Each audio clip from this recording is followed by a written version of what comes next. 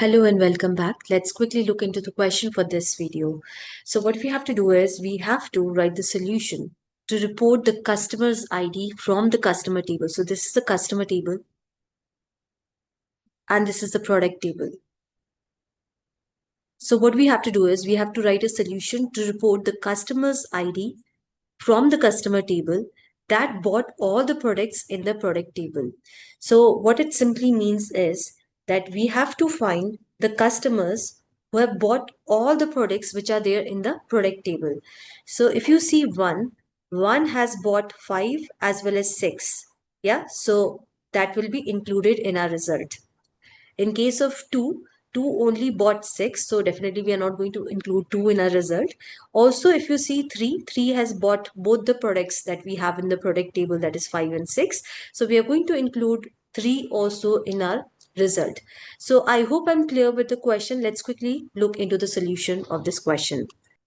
Here you can see that I have created the table and inserted the data into the tables.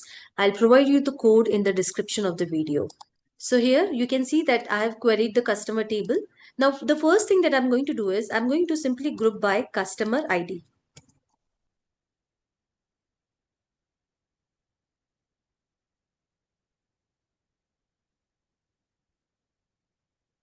And then I'm going to filter it as per the count of the products that the customer has bought, and to be specific, as per the distinct count of the products. So here I say having count